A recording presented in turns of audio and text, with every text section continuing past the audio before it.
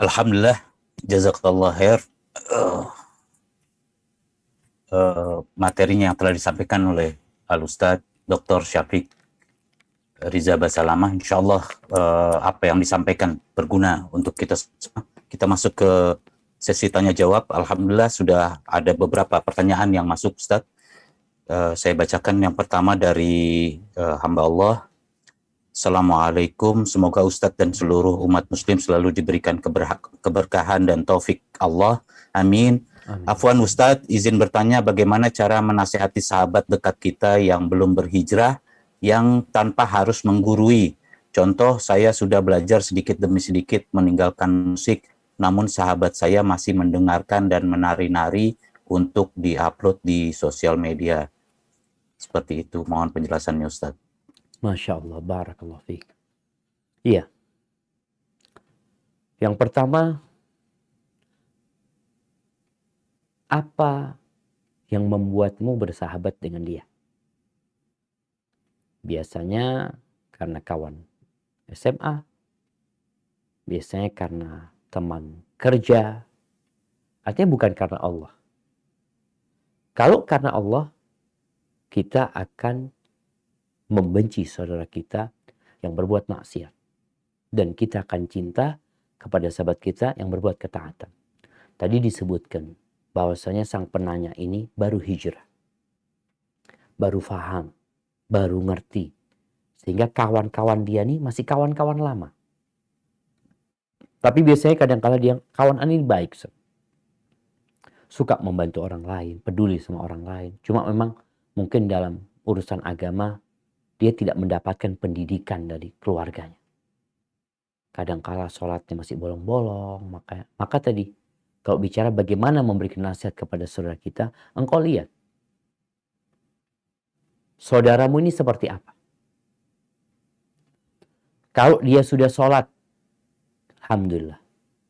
Bagaimana memperbaiki sholatnya? Karena sholat itu mencegah dari perbuatan keji dan mungkar. Tapi kalau dia belum sholat, engkau jangan bicara tentang musik, tentang nari sama dia. Sholat aja yang rukun Islam dia belum kerjain. Bicara jilbab, yang rukun Islam dia nggak kerjain. Maka kita perlu ada tahapan-tahapan dalam memperbaiki sahabat kita, keluarga kita. Yang terpenting tentunya adalah masalah keimanan, masalah tauhid. Setelah itu bicara sholat. Karena sekali lagi sholat ini mencegah dari perbuatan keji dan mungkar. Setelah itu diajak belajar. Supaya dia tahu sendiri. Mungkin dia nggak ngerti. Mungkin dia nggak paham. Mungkin menurut dia selama ini yang dia kerjakan nggak ada masalah kok. Aku nggak ganggu orang lain. Aku tidak menyakitin orang lain. Ini banyak menjadi patokan orang-orang berbuat dosa. Tapi karena tidak nyakitin orang lain, buat dia nggak apa-apa. Ada dosa sama Allah Azza wa Jalla. Orang nggak sholat, memang nggak nyakitin orang lain dia. Tapi dia meninggalkan rukun Islam. Bahkan bisa jadi diragukan keislaman. Setelah engkau tahapan-tahapan diikutin, bicara tentang musik umpamanya. Bicara tentang jilbab yang dia pakai. Sampaikan kepada dia. Allah Azza wa Jalla itu cinta kepada hamba-hamba. Allah tuh sayang sama hamba-hamba. Syariat yang diturunkan bukan untuk menyusahkan.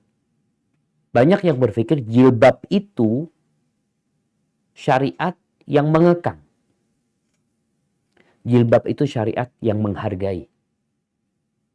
Yang menjaga. Yang menghormati. Sehingga wanita tidak dieksploitasi. Kenapa sebuah warung kalau penjaganya cantik dan seksi, rame? Apakah karena masakannya?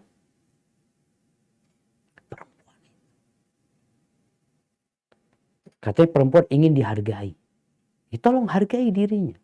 Mungkin tadi sampaikan setelah dia diajak belajar, ngaji. Biar dia tahu sendiri. Ana masih ingat cerita seorang ustaz. Ketika dia lagi kajian, ada seorang perempuan. Ini tahun 90-an ya.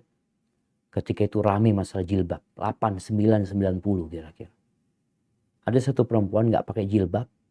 Datang ke masjid. Zaman dulu lah. Orang ke masjid kan memang bawa mukenah ya. Jadi dia mau pakai rok pendek atau apa, dia bawa mukena, dia mau sholat tahu.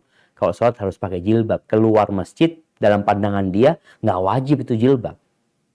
Sholat doang yang pakai jilbab. Padahal pakaian wanita itu, sholat dan di luar, itu sebenarnya sama. Dia tanya sama Ustaz. Ustaz, Anda mau tanya Ustaz, apa hukumnya jilbab? Sang Ustaz melihat perempuan ini kayaknya belum siap. Maka Ustadz mengatakan, oh insya Allah itu jadi pembahasan kita nomor 27. Oh, diam akhirnya perempuan itu. Akhirnya dia datang terus ke tempat kajian itu. Sebelum pembahasan nomor 27, dia udah pakai jilbab. Jadi kadangkala kita, kalau sekedar menjelaskan hukum, boleh, tidak boleh, wajib atau sunnah, itu mudah. Tapi bagaimana membuat orang ini menjalankan perintah, meninggalkan larang. Itu kita punya tugas berat di sana. Sambil didoakan saudara kita. Dan biasanya kalau antum atau anti menjadi orang yang naik kelasnya, yaitu menasehati, antum akan dibenci sama orang. Orang gak akan suka. Orang baik itu disukai masyarakat asalkan jangan ngasih nasihat. Kalau udah ngasih nasihat, mau caranya tadi dikatakan bagaimana supaya tidak menggurui, tidak sakit hati dia. Kita tahu Nabi kita Muhammad alaihi salatu wassalam. Ana sering ingat. Agar kita sadar. Tatkala engkau menjadi sahabat yang menasehati, engkau akan ditinggalkan. Maka kebanyakan kita milih dia. Rasulullah SAW 40 tahun di kaumnya. Dihormatin, disayangi, disanjung. Dikatakan Al-Amin. Ketika beliau berdakwah, semua sanjungan itu berbalik. Menjadi cacian dan makian. Menjadi pembohong, penyair, penyihir, sok suci. Antum harus sabar. Maka doakan saudara kita. Jangan takut kehilangan kawan. Ketika dia memang bukan karena Allah, ya sudah, selamat tinggal. Karena yang kau butuhkan, kawan yang sampai ke surga. Hadza wallahu a'lam bissawab.